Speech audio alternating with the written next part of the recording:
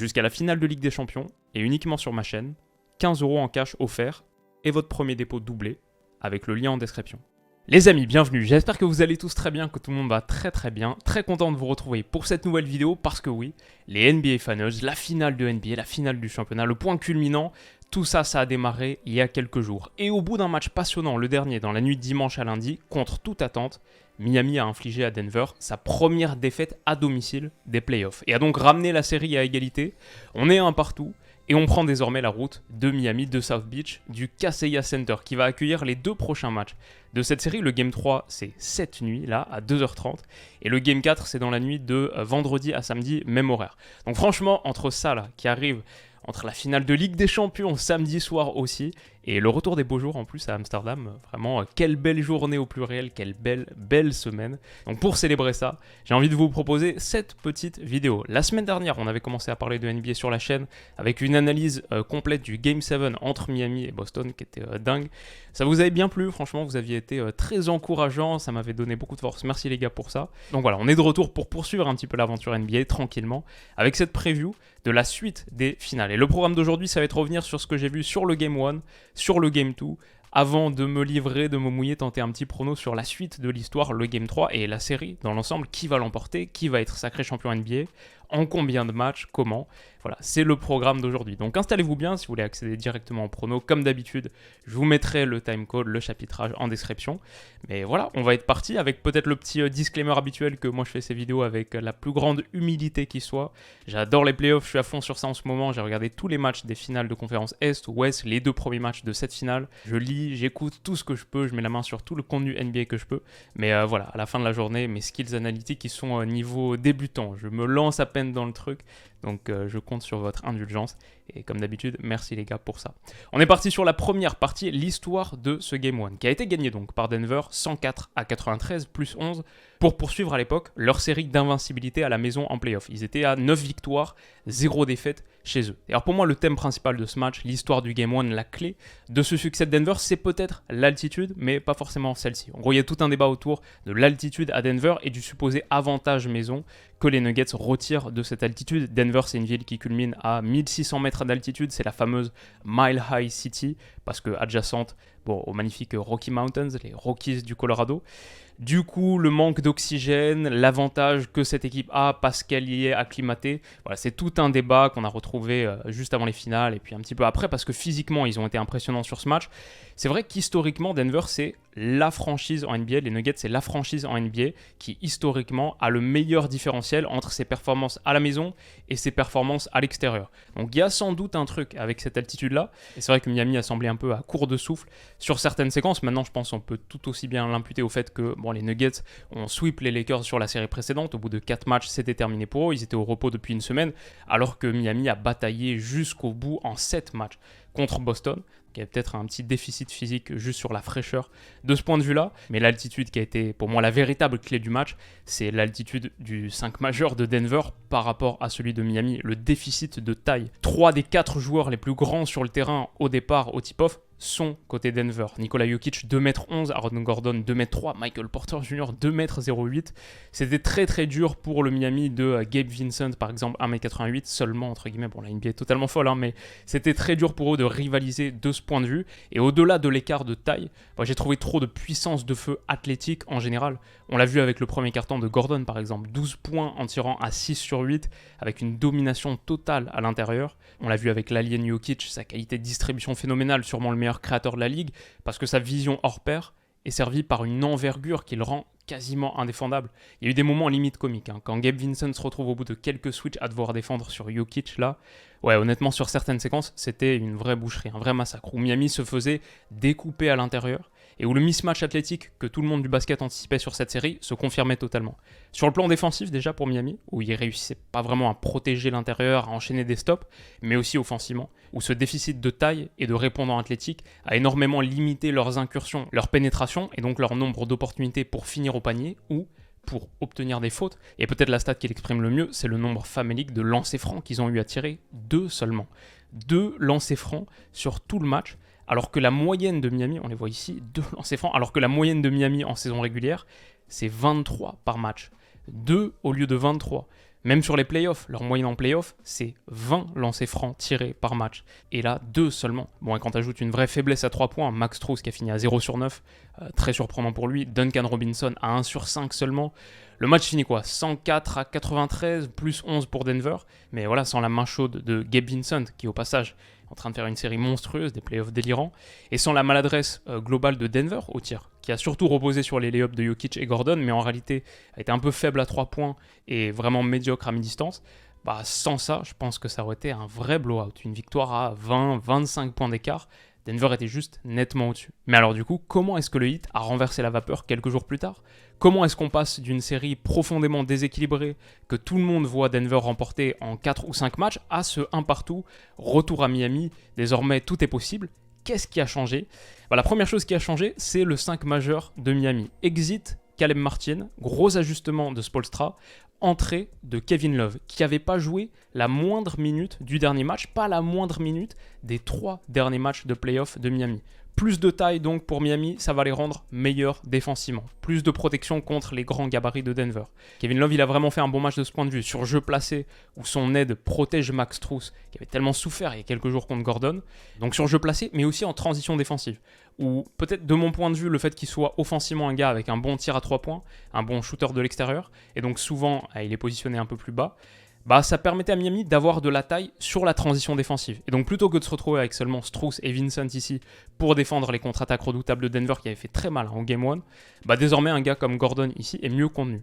Dans l'ensemble, très grosse performance défensive de Kevin Love, une des vraies clés de ce match, qui fait que même avec seulement 22 minutes et 13 secondes disputées sur 48 possibles, donc même pas la moitié, même en ayant marqué seulement 6 points dans ce match, son plus-minus, donc c'est-à-dire le différentiel entre les points marqués par Miami et les points encaissés par Miami quand Kevin Love est sur le terrain, son plus-minus, c'est plus 18. C'est le deuxième total le plus élevé du match. C'est un total qui est plus élevé que Jokic au Game 1. Sa présence sur le parquet a été fondamentale. Cet impact de Kevin Love, cet ajustement de Spoelstra, c'est forcément la première grande clé du match. Et alors la deuxième, qu'est-ce que c'est? C'est sans doute le grand débat qu'il y a autour de ce Game 2, qui est absolument de partout, dans toutes les publications. Est-ce que Miami a trouvé la solution face à Jokic? Jokic, on a dit tout à l'heure que son envergure rendait sa distribution quasiment indéfendable. Du coup, Miami a changé d'approche et a surtout cherché à contenir les récepteurs potentiels, quitte à le laisser marquer davantage. Il a beaucoup marqué, mais il a moins distribué, peut-être moins impliqué son collectif. Alors on va pas trop en faire sur ce point non plus, parce que Spoelstra en conférence de presse a dit que c'était une énorme simplification, que seul l'œil peu éduqué dirait que Miami a gagné en faisant de Jokic un scoreur plutôt qu'un créateur, plutôt qu'un passeur. Et je suis plutôt d'accord, déjà parce que qui est-ce que je suis pour contredire Spoelstra, mais plutôt d'accord dans le sens où le framing de la question, ce qui est sous-entendu par la question, c'est peut-être un petit peu naïf, dans le sens Miami aurait trouvé la solution face à Jokic, il faut juste le laisser marquer. On voit à quel point c'est absurde, si tu le laisses marquer sur chaque possession, tu vas jamais t'en sortir, puis Jokic il est capable de faire tellement de choses, de déjouer tellement de plans, de situations. Je lis aussi à travers la réaction de Spoelstra un respect profond pour Jokic, qu'il a réitéré, pour les Nuggets en général, et puis bien sûr aussi une réticence à trop entrer dans les détails de son game plan, ce qui est parfaitement logique. Tous les entraîneurs en conférence de presse peuvent être un peu brusques avec les journalistes, dans le foot c'est pareil, un peu brusques avec les journalistes qui tentent d'entrer dans le détail un petit peu tactique, etc., à construire des narratives aussi. Maintenant, je pense qu'il y a quand même un peu de vrai dans cette idée. Jokic sur ce Game 2, il finit meilleur marqueur du match de très très loin, 41 points, c'est quasiment le double de son dauphin Gabe Vincent de l'autre côté, qui était à 23, un truc comme ça. 41 points, mais seulement 4 passes décisives. Et cette saison, en playoff, quand Jokic a fait des matchs à plus de 40 points, ils sont là, c'est 3 matchs à plus de 40 points en playoff, c'est 3 défaites pour Denver. En playoff plus saison régulière, Jokic a fait 4 matchs avec moins de 5 passes décisives, 4 défaites pour Denver aussi. Et puis au-delà de son faible nombre d'assists, on a vu des choses qu'on n'est tout simplement pas habitué à voir. Du Joker, 5 turnovers, record du match, une passe en touche dans un moment clé du 4e quart-temps. Voilà, ces stats-là, c'est pas la panacée. Pour l'instant, mon impression de la NBA, c'est qu'on parle beaucoup de statistiques, et normal, parce qu'il y en a plein qui sont très utiles, qui sont hyper intéressantes, qui fonctionnent bien, mais elles sont sans doute un peu romancées régulièrement pour rentrer dans une narrative qui est construite par le monde un peu journalistique autour de ça. On a parlé par exemple de 3 défaites pour Denver en playoff quand Jokic est à moins de 5 passes D. La 4e défaite de Denver en playoff cette saison, en fait, c'est celle-ci là, contre Phoenix. c'est le match où il a envoyé son record de passes décisives en play-off de sa carrière. 17 sur ce match contre les Suns au Game 3. Pareil, la barre des 40 points là qu'on a souligné ici, elle est un petit peu arbitraire. Oui, c'est vrai, les 3 matchs en play-off cette saison où Jokic a marqué plus de 40 points, c'est 3 défaites. Mais juste derrière ces 3 matchs, il y a quoi ? Il y a celui-ci qui est à 39. 39, c'est quasiment 40. Et en plus, il y a seulement 5 passes décisives pour Jokic dans ce match, 39-5. C'est un match que Denver a nettement remporté, plus 10 contre Phoenix. C'était le Game 2 contre les Suns. Donc voilà, attention, je dirais, à cette autorité artificielle des chiffres qui, je pense, peut être régulièrement trompeuse. Je pense quand même que oui, c'est pas une trop bonne idée de laisser Jokic marquer à volonté. D'ailleurs, ça a chauffé quand il s'est mis à chauffer sur la fin de match.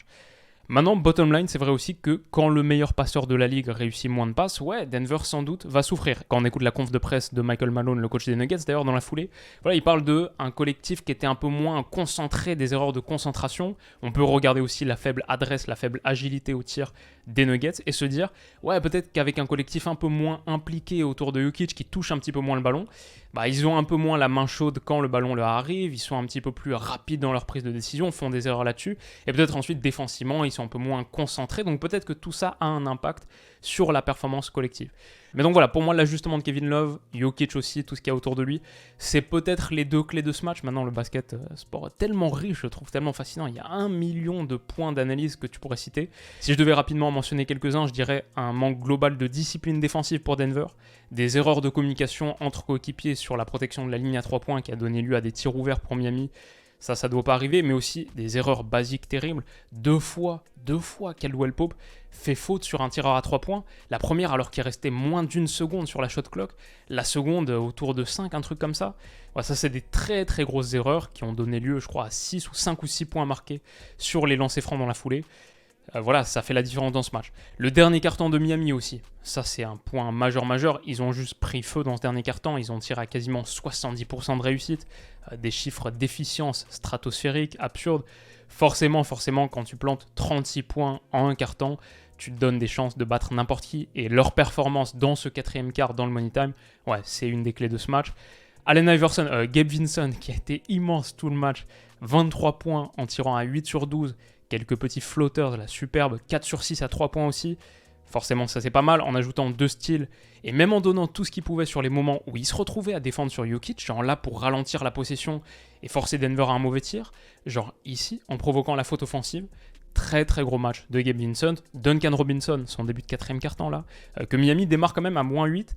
Il prend feu, il plante 10 points à 4 sur 4 au tir en même pas 3 minutes. Denver est assommé et Miami reprend le lead. Ça, ce moment, c'est le moment clé. Les 3 premières minutes du quatrième quart-temps, c'est le moment clé et Duncan Robinson, il a été énorme. Dans l'ensemble, clé du match, Miami avait la main très chaude à 3 points. Ils ont fini à quasiment 50% derrière la ligne, 49 il me semble. Donc voilà, si on ne parle pas de ça aussi, on se trompe. Jimmy Butler, peut-être pas son meilleur match, mais comme d'habitude, un playmaking patient et productif. Et comme d'habitude aussi des moments très clutch à la fin. Il n'est jamais aussi fort que sur les moments à forte pression. Même le dernier tir du match, honnêtement, je trouve qu'il contient bien Jamal Murray, conteste le tir, ça peut rentrer, hein, mais dans l'ensemble, je dirais bonne défense. Et puis bien sûr aussi, on a parlé des lancers francs au Game 1, Miami est passé de 2 lancers francs tentés à 20 tentés, a été à 18 sur 20 à la ligne en plus. Donc tout le monde a été fantastique sur la réussite, notamment Adebayo, 5 sur 5, avec 2 lancers qui sont hyper clutch à la fin pour passer à +5 à 48 secondes de la fin du match. Adebayo d'ailleurs, peut-être sa meilleure performance des playoffs, très très costaud. Même au match 1, je trouvais qu'il avait surnagé, mais là il était immense. Parmi les thèmes de ce Game 2, le match raté de Michael Porter Jr., 5 points seulement, 1 sur 6 à 3 points. Un vrai manque de vision aussi, comme là où il s'entête à tirer plutôt que passer. Enfin, peut-être que dans l'ensemble, l'arbitrage est plutôt allé dans le sens de Miami. Butler, il est out of bounds ici sur un tir qui va rentrer derrière, qui est très important pour le hit. Adebayo, goaltending là, je crois. Je pense que normalement, les 2 points auraient dû être donnés. Voilà, c'est pas une des clés majeures du match, mais mine de rien, ça a joué un peu. Et je pense aussi que ça a frustré Denver, qui a commis tellement de fautes qu'ils étaient déjà dans le bonus après 3 minutes dans le dernier quart-temps. Ouais, ça c'est un problème. Bon, donc voilà où on en est. Maintenant, mon prono, on retourne à Miami. Avec 2 victoires à la maison, le Heat passerait à 3-1. Et là, ça deviendrait très très chaud pour Denver. Les gars, j'ai tellement hâte de ça, tellement hâte de ces matchs. J'adore l'arène de Miami en plus. 2 matchs d'affilée là-bas, ça va être un régal. Contre les Bucks, il y avait une ambiance tellement chaude.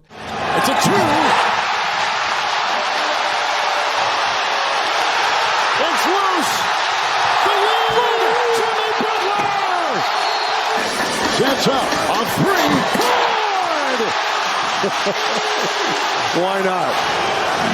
Butler! Long shot! Good!